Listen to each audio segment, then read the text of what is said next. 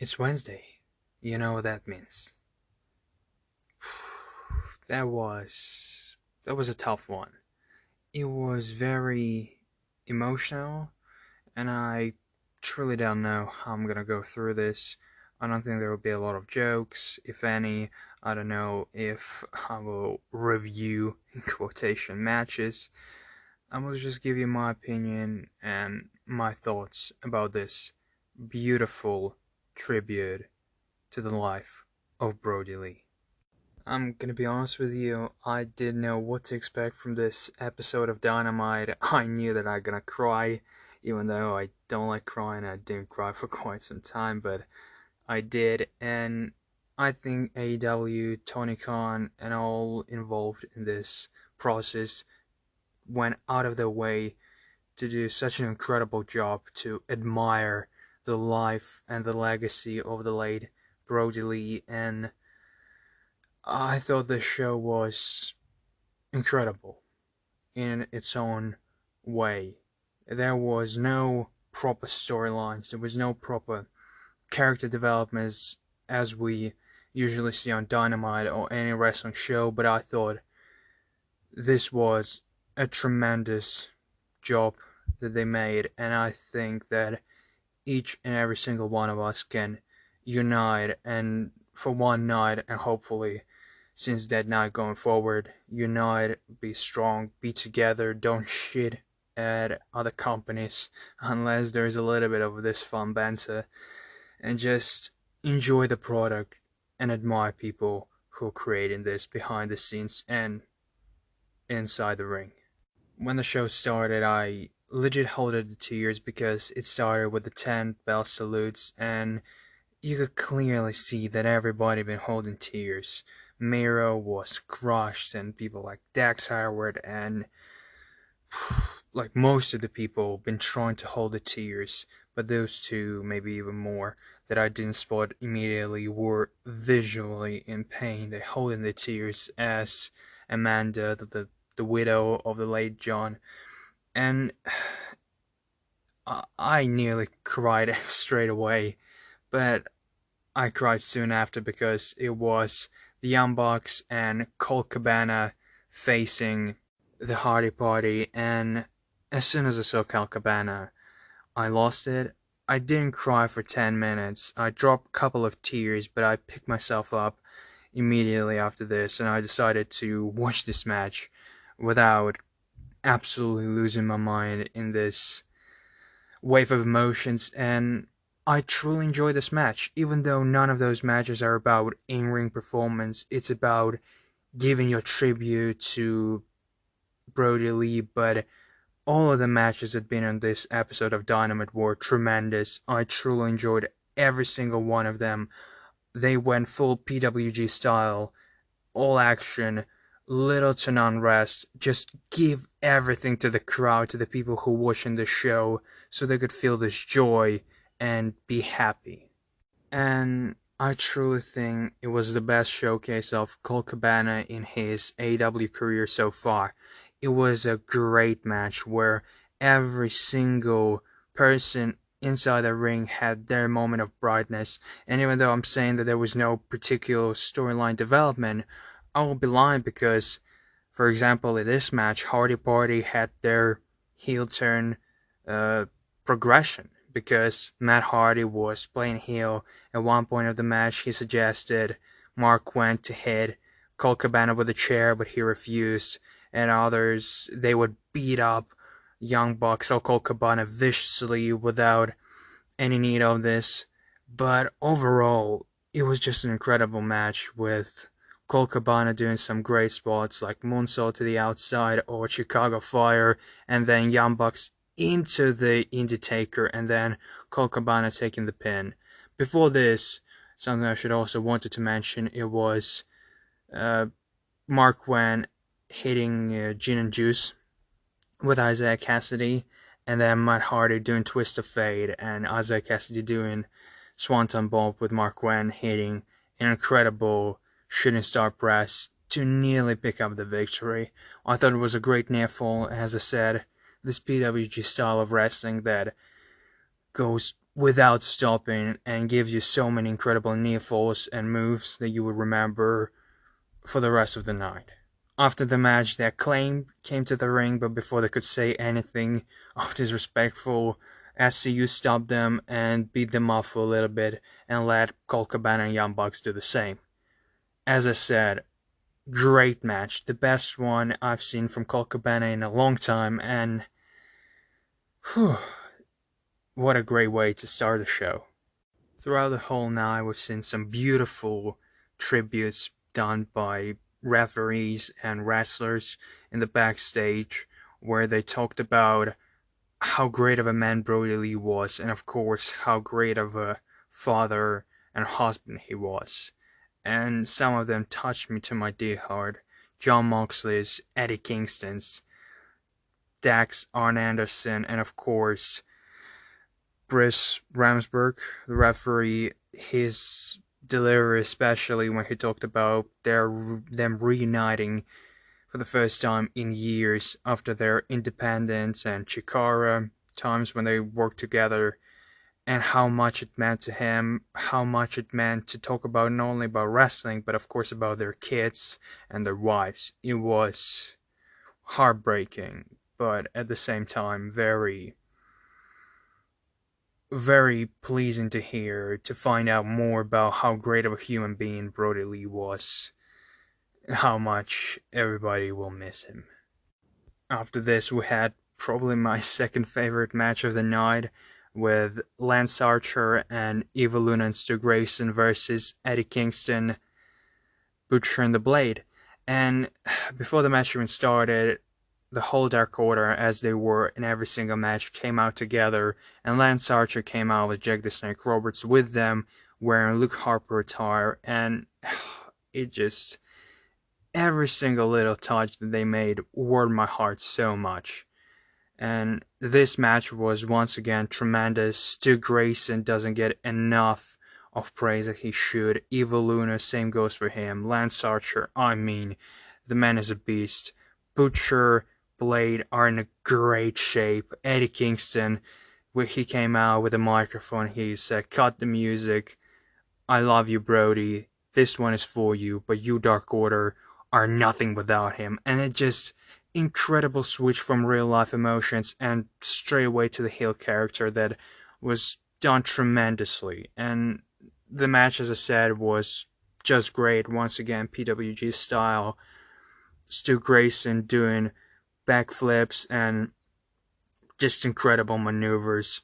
Lance Archer doing his incredible old school into the moonsault, and just absolutely destroying every single member of the family of Eddie Kingston was just brutal to watch. And Stu Grayson, towards the end, before he done fatality with Evil Luna, doing this incredible DDT on the apron, just jumping through all the ropes and hitting it incredibly on Butcher, was just phenomenal. And this match was great, in-ring wise, and how much it meant to those performers who knew him from the days of Chikara and Ring of Honor, like Stu Grayson and Evil Luna, and even prior to that on the Independence in New York.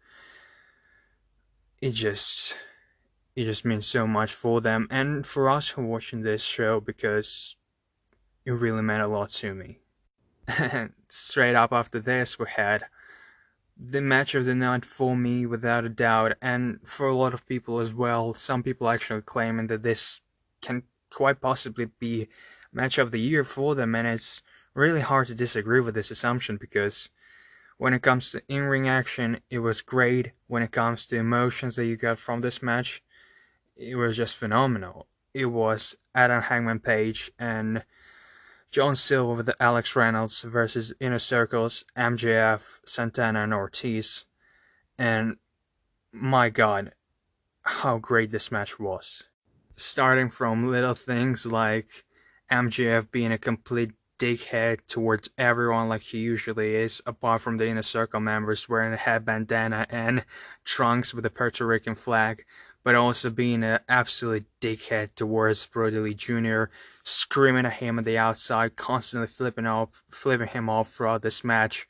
And of course, at the very beginning, the spot that everybody had been looking for, Alex Reynolds and John Silver, who was wearing the clothes that Brodie Lee gave him for BT vlog, that completely match Brodie Lee's attire, and them, both of them, getting the rolls of paper and throwing them right into the Santana and Ortiz was just beautiful, because it was exactly what I was expecting to see, and this is exactly what everyone wanted to see. And then after a couple of seconds of in-ring action between MJF and Adam Page grabbed his own piece of paper and threw it right into MJF, who saw it like it was a bullet right at his head. And overall, once again, this match was just fantastic. In this match, John Silver, without a doubt, showed how big of a star he is.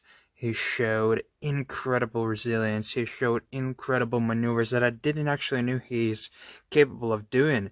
And of course, there was standards move like suicide dive, cannonballs, and just incredible maneuvers with his incredible arms. But when he did this incredible Canadian destroyer, I actually lost my mind. Like, how the hell is he capable of doing this? If you haven't seen, it was like a monkey flip right into the Canadian destroyer that nearly went horribly wrong and could have possibly destroyed MJF's neck, but gladly, or if it depends how you look at this, of course, in kayfabe, but outside of a kayfabe, gratefully that it didn't went wrong. It was just a phenomenal move. And then after a little interference, Wardlow came to the ring, was about to beat up Reynolds, but none other than Eric Rowan, now Eric Redbeard, came out to save the day, to get the biggest pop probably of his career. He did his chokeslam variation, and then they brawled to the outside till nobody could see them.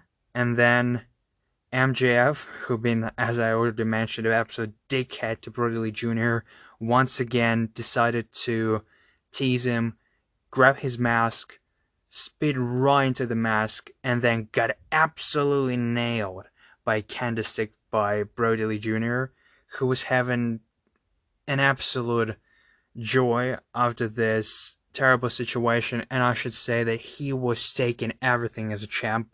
He never once cried. He never once showed, sadness. He was taking this moment as he could, and I don't know a single person who could have done the same thing took this, as I said, he took this as a champ. And after this, Adam Page and Alex Reynolds were about to hit their maneuvers, but instead they let John Silver do the thing.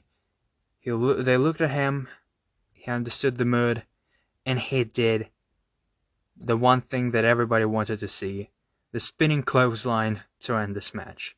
And after this, he immediately busted out in tears, and Eric Rowan came in with a sign that said, "Goodbye for now, see you down the road, brother." And this moment made me cry so hard. This one was the moment when I, apart from the final segment, I cried like a little bitch for a minute or so, trying to collect myself and just go straight into the show, watch it again, because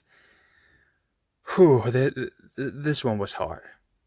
And after this match, we had Anna Jay and Tatante versus DMD, Dr. Britt Baker, and Penelope Ford in once again a very good match that showcased the ability of every single woman in this match, especially towards the end. But the one thing that I enjoyed most about this match was Anna Jay. She's phenomenal inside the ring. She's only 22. It's her first year as a professional wrestler on the big scene. And when she did some signature maneuvers and signature signs of Brodie Lee, it once again touched my heart. And obviously, Anna Jay won after submitting, I'm pretty sure, Penelope Ford in the Queen Slayer. But once again, as I said, during this match, especially towards the end, every single woman had an opportunity to shine, show why they're one of the best inside the ring, inside the women's division in AEW, and once again, it was great. After the match, DMD Britt Baker had an opportunity to cut a little promo by playing homage to Big Rig, saying that everything been rigged in this match, that Ty Conti and Ajay are rigged, and this whole show is a big rig, winking right into the sky, but then being attacked by Thunder Rosa to set their match in a couple of weeks' time. And then in the in-ring main event, Cody Rhodes allied himself with Orange Cassidy and number 10 of Dark Order to fight against Ricky Starks, Powerhouse Hobbs, and Brian Cage of Team Taz in once again a great match that had been booked by Brodie Lee Jr. because those three are his favorite wrestlers, and this is very touching. It was a nice match. Heels dominated the majority of the match over Cody Rhodes and Orange Cassidy, and Tan had an incredible, I know I said incredible way too many times in this review, but it is how it is, and he hit this incredible hot tag. He absolutely destroyed the members of Team Taz, and after hitting every single finisher from Orange Cassidy, Cody Rhodes, and 10 on Ricky Starks, they were able to pick up the victory. And after this I thought, okay, this is it, but no. First of all, Team Taz attacked poor guys who just won their match. Hook hit his incredible suplex on Orange Cassidy. I was really surprised that he's been able to do this because we haven't seen anything from him. And this is a very nice sign of progression in ring of Hook, and I'm actually excited to see what he's going to be able to do in the future, but we're not talking about this because lights cut off and Darby Allin came out, and then lights cut off as well once again, and Sting came out in this beautiful visual where two of them looked at each other and went right into the ring, and Team Taz ran away right into the ramp stage, and they had this great stare off once again between Team Taz, Sting, Darby Allin, Orange Cassidy, number 10, and Cody Rhodes. And once again, I thought, okay, this is how we're going to end the show. Good vision, but no, once again, Chris Jericho said, don't go anywhere because we have one last special thing, and oh boy, was this thing special.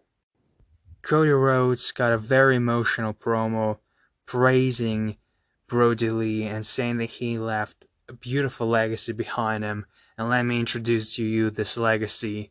Coming to the ring, Brodie Lee Jr. This one. Brodie Lee Jr. came out with his mother and Tony Khan at number 10.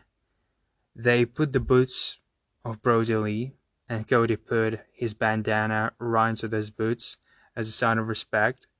And Tony Khan said one beautiful thing.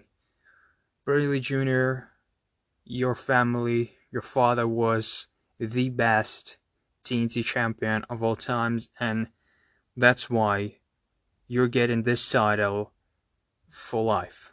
And he gave him the TNT championship.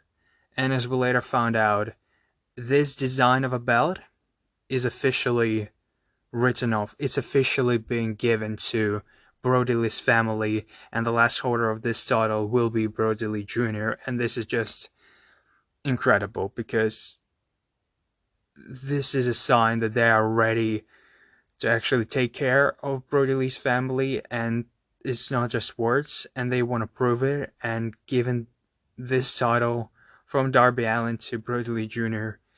is a very, very nice thing.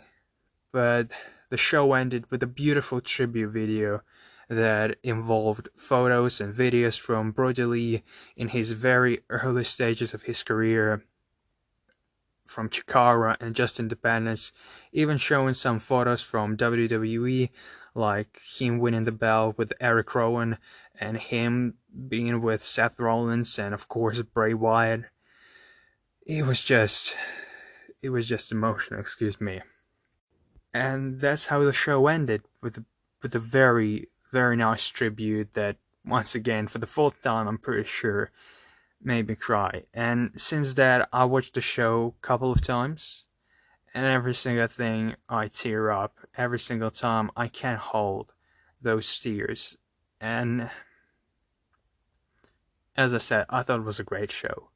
I thought it not only was quite sad, quite emotional, but it also gave me the feeling of rest, knowing that we were able to say our final goodbye in such a great way. All of us around the world, doesn't matter where you live, doesn't matter where you're from, we were all able to give a last goodbye in such emotional way. And I don't know what else to say, because every single thing that's been done on the show was done perfectly, and the only thing I can say is I hope Brodie Lee will rest in power, knowing that his family are safe and his sons have a bright future. And also, I wish all the best to Amanda, Nolan, Brodie Jr., and I hope that all of us will be able to unite and be strong together. Because at the very least, it's a day before New Year, and hold your loved ones and be close to them, be kind to everyone. Thank you guys for listening, and hear you soon.